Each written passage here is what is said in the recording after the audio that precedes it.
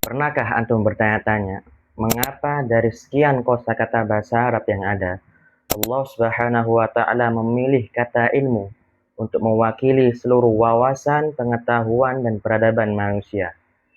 Maka coba kita renungkan bersama-sama. 3 huruf dalam satu kata ilmu. Yang pertama adalah huruf Ain, yang kedua adalah huruf Lam, dan yang terakhir adalah huruf Mim. 3 huruf yang sangat sederhana, tapi ini mampu melahirkan sebuah peradaban Islam yang sangat besar, yang sangat mampu menerangi dunia selama berabad-abad lamanya. Dan mengapa hal ini penting untuk kita bahas hari ini? Karena sekarang kita hidup di zaman yang sudah modern, zaman yang sudah digitalisasi. Sekarang di mana-mana informasi sangat mudah untuk diakses, sangat mudah untuk didapatkan. Akan tetapi ironisnya yang membuat kita sedih adalah semangat mencari ilmu kita itu semakin lama semakin memadam, semakin lama semakin melemah. Dan mungkin kebanyakan dari kita mencari ilmu itu masih setengah-setengah, masih belum maksimal. Dan mungkin kebanyakan dari kita datang sebuah ke majelis, datang ke sebuah kajian itu karena hal yang diwajibkan. Membaca sebuah kitab karena itu adalah sebuah tugas, bukan dari rasa haus akan ilmu itu sendiri. Maka marilah kita merenungi bersama-sama apa sebenarnya makna kata ilmu dalam Al-Quran itu sendiri. Agar semangat kita untuk mencari sebuah ilmu itu bukan sekedar formalitas, akan tetapi menjadi sebuah penyemangat yang lahir dari dalam diri kita sendiri. Untuk itu, perkenalkan, nama saya Ibrahim. Selama beberapa menit ke depan, insya Allah kita akan membahas makna kata ilmu di dalam Al-Quran. Assalamualaikum warahmatullahi wabarakatuh. Rasulullah Shallallahu Alaihi Wasallam pernah bersabda, "Thalabul ilma fariidatun ala kulli muslimin." Mencari sebuah ilmu adalah sebuah kewajiban bagi setiap kaum muslimin dan muslimah. Kita tahu hadis ini, kita juga mempelajarinya dengan baik, memahaminya dengan baik. Akan tetapi, yang menjadi pertanyaan sekarang adalah, apakah kita sudah benar-benar menghayatinya? Apakah kita sudah benar-benar mempraktekannya dalam kehidupan kita sehari-hari? Faktanya sekarang adalah, banyak dari para pencari ilmu mulai berhenti belajar begitu meninggalkan bangku sekolah, pesantren, hingga perguruan tinggi. Banyak dari para pencari ilmu menghafal sebuah materi, menghafal sebuah ilmu untuk mengejar sebuah ijazah dan mengejar sebuah nilai, bukan untuk dipraktekkan dalam kehidupan kita sehari-hari. Maka ada pepatah Arab yang mengatakan, "Utlubul ilma minal mahdi ilal lahdi." Carilah sebuah ilmu sejak kita dari bayi hingga kita menuju ke liang lahat. Pepatah ini menegaskan kepada kita semuanya bahwa yang namanya mencari ilmu itu tidak mengenal batas usia, waktu, dan tempat. Dan kenyataannya sekarang adalah semangat mencari ilmu itu mulai padam di tengah-tengah kita. Dan kita bisa bayangkan bagaimana kalau semangat mencari ilmu itu padam di tengah-tengah kita. Ada sebuah ilustrasi dalam suatu peperangan ketika pasukan kaum muslimin berperang dengan orang-orang kafir. Pasukan kaum muslimin ini terdiri dari orang-orang yang alim, orang-orang yang paham agama, para ulama, para ahli hadis, para ahli Quran, para ahli tafsir, bahkan sampai para penghafal Al-Quran yang sangat mumpuni dalam bidangnya masing-masing. Namun, tidak ada satupun yang paham tentang ilmu kedokteran. Maka, apa yang terjadi? Yang terjadi adalah ketika ada prajurit yang mengalami luka serius, mengalami cedera yang serius, tidak ada yang mampu memberikan pertolongan pertama, karena tidak ada yang paham tentang ilmu kedokteran. Maka dari sini kita bisa mengambil sebuah pelajaran, bisa mengambil sebuah ibrah. Jika ilmu yang kita miliki itu tidak seimbang, jika ilmu yang kita miliki itu timpang, kita boleh unggul dalam satu bidang, namun jika kita menutup diri dalam bidang yang lainnya juga, maka kita akan mengalami ketertinggalan. Kita akan mengalami ketinggalan dalam segala aspek kehidupan kita dan juga aspek akhirat kita. Maka ilmu dunia dan ilmu akhirat itu sangat-sangat penting, sangat-sangat harus seimbang. Ada satu hal lagi yang sangat berbahaya untuk kita semuanya. Banyak orang yang setelah menyelesaikan masa pendidikan tingginya, entah itu sarjana magister maupun dokter, justru mulai tumbuh sifat kesombongan dalam dirinya, merasa dirinya yang paling pintar, merasa dirinya yang paling baik, merasa dirinya yang paling the best, merasa dirinya yang paling benar hingga mampu menyalahkan orang lain, sampai-sampai mampu meremehkan orang lain. Padahal, jika ilmu itu bisa membawa kerendahan hati pada diri kita, maka ilmu itu berkah, maka ilmu itu bermanfaat untuk kita. Begitupun sebaliknya, jika ilmu itu tidak bisa membawa kepada diri kita kerendahan hati, maka ilmu itu tidak berkah dan ilmu itu tidak bermanfaat. Lalu, bagaimana cara kita, bagaimana sikap kita sebagai para pencari ilmu? Nah, ini bagian yang paling menarik, saudara-saudaraku semuanya. Ternyata Allah Subhanahu wa taala telah menjawab hal itu di kata ilmu itu sendiri di dalam 3 huruf ini. Yang pertama huruf ain, yang kedua huruf lam, dan yang terakhir adalah huruf mim. Maka mari kita bahas bersama-sama dengan pelan-pelan. Yang pertama di awal kata ilmu ada huruf ain. Maka kita lihat huruf ain ini bentuknya seperti apa. Maka jika kita perhatikan dengan baik-baik, huruf ain ini menyerupai sebuah mulut yang terbuka lebar.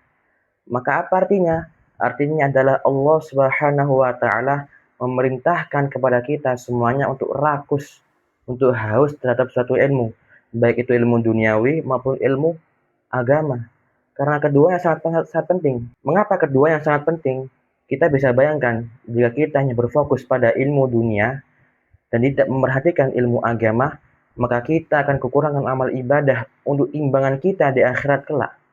Begitupun sebaliknya, jika kita hanya berfokus pada ilmu agama saja, tanpa memperhatikan ilmu duniawi, maka kita akan mengalami ketinggalan dalam aspek kehidupan kita.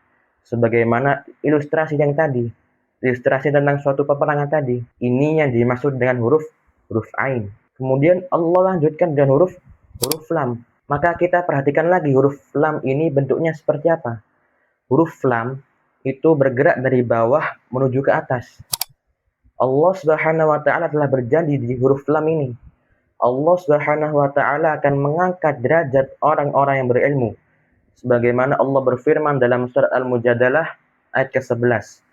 Yarfa'illahu alladhina amanu minkum walladzina utul ilma darajat. Allah akan mengangkat derajat orang-orang yang beriman di antara kalian dan orang-orang yang berilmu dengan beberapa derajat.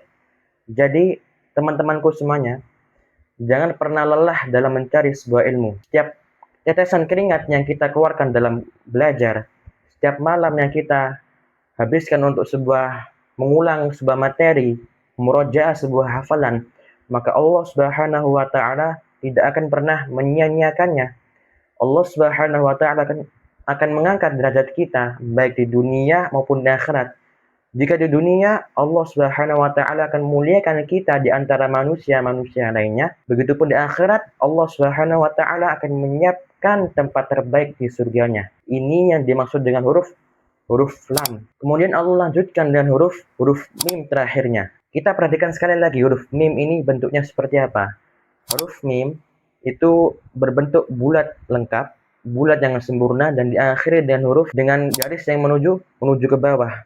Dan ini maknanya sangat dalam para kawan-kawanku semuanya. Allah Subhanahu wa taala memerintahkan kepada kita agar senantiasa bertawadhu, agar senantiasa memiliki sifat rendah hati. Sebagaimana Allah berfirman dalam surat Al-Furqan ayat 63.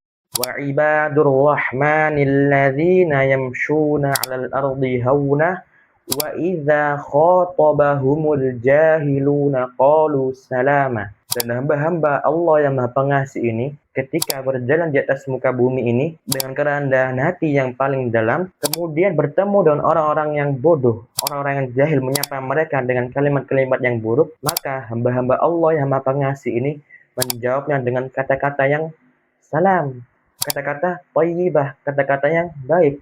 Hal ini juga dicontohkan oleh Nabi kita, uswah kita, Nabi Muhammad Sallallahu Alaihi Wasallam. Tentu kita semuanya ingat tentang kisah beliau berdakwah ke kota Bani Thaif, meminta bantuan ke kota Bani Thaif. Bukannya disambut dengan baik, bukannya disambut dengan hangat, justru Nabi Muhammad diusir, ejek-ejek, dicaci maki, hingga dilempari batu hingga berdarah-darah. Maka sampai-sampai malaikat Jibril pun datang kepada Nabi Muhammad menawarkan 2 gunung untuk dilemparkan ke kota Bani Thaif untuk diratakan ke semuanya. Jawaban Nabi Muhammad bagaimana kepada malaikat Jibril? Nabi Muhammad menolaknya, justru Nabi Muhammad mendoakannya. Allahumma hdi qaumi fa innahum la ya'lamun. Allahumma hdi qaumi fa innahum la ya'lamun.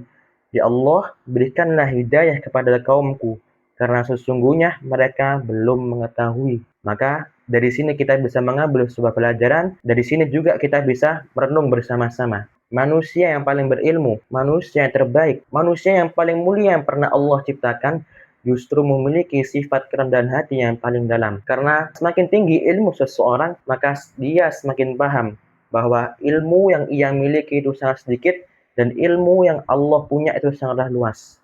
Baik kawan-kawanku semuanya, mari kita rangkum pembahasan yang sudah kita dapatkan hari ini. 3 huruf dalam satu kata ilmu. Yang pertama ada huruf Ain, huruf Lam, dan huruf Mim. Huruf Ain, Allah Subhanahu wa Ta'ala memerintahkan kepada kita semuanya agar senantiasa rakus terhadap suatu ilmu, baik itu ilmu dunia maupun ilmu akhirat.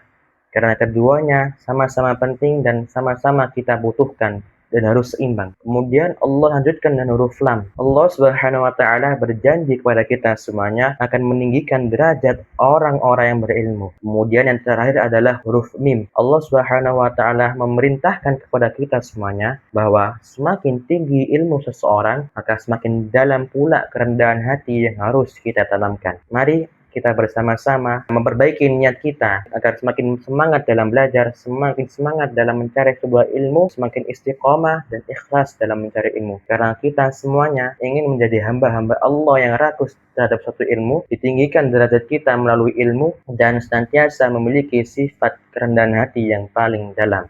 Semoga pembahasan kita hari ini bisa membawa perubahan yang baik untuk diri kita masing-masing. Dan jika ini bermanfaat, silakan share, tinggalkan like dan komen yang baik, dan subscribe kami agar bisa memberikan ilmu yang bermanfaat, agar bisa belajar bersama-sama dan meninggalkan jejak kebaikan yang baik untuk kita semuanya. Wabillahi taufiq wal hidayah. Assalamualaikum warahmatullahi wabarakatuh.